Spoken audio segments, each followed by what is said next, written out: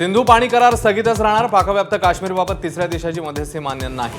परराष्ट्र मंत्री एस जयशंकर यांनी पाकिस्तान आणि अमेरिकेला सुनावलं.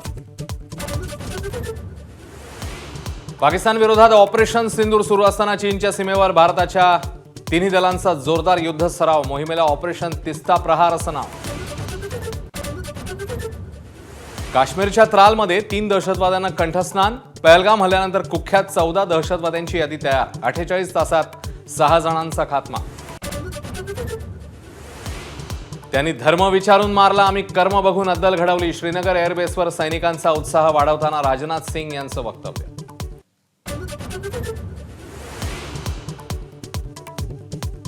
बेजबाबदार पाकिस्तानची अण्वस्त्र ताब्यात घ्या. संरक्षण मंत्री राजनाथ सिंग यांचं आंतरराष्ट्रीय अणु ऊर्जा संघटनेला आवाहन.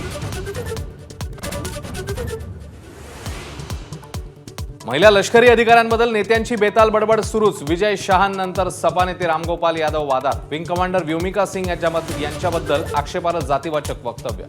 चहूबाजूंनी टीकेची झोड. कर्नल सोफिया कुरेशींबाबत वादग्रस्त वक्तव्य करणारे भाजप मंत्री विजय शहांना सुप्रीम आणि मध्य प्रदेश हायकोर्टाचा दणका. कमकुवत एफआयआर दाखल करणाऱ्या पोलिसांनाही फटकारलं. भारतात आयफोनच्या निर्मितीऐवजी अमेरिकेत उत्पादन वाढवावं. डोनाल्ड ट्रम्प यांचा ॲपलचे सीईओ टिम कुक यांना सल्ला. टॅरिफबाबत भारत डील करण्याच्या तयारीत असल्याचाही दावा.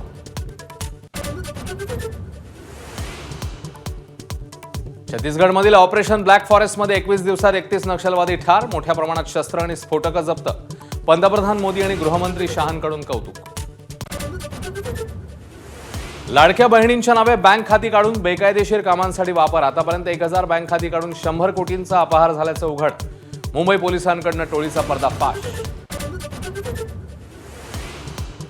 बीडमध्ये बालविवाहानंतर बालमातांची समस्या. 15 वर्षाच्या 10 मुली गर्भवती असल्याची गंभीर बाब उघड.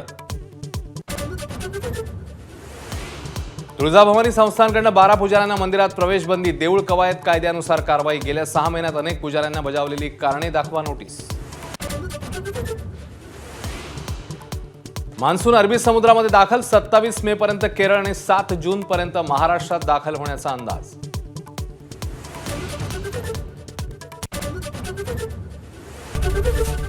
एबीपी माझा, उघडा डोळे बघा नीट.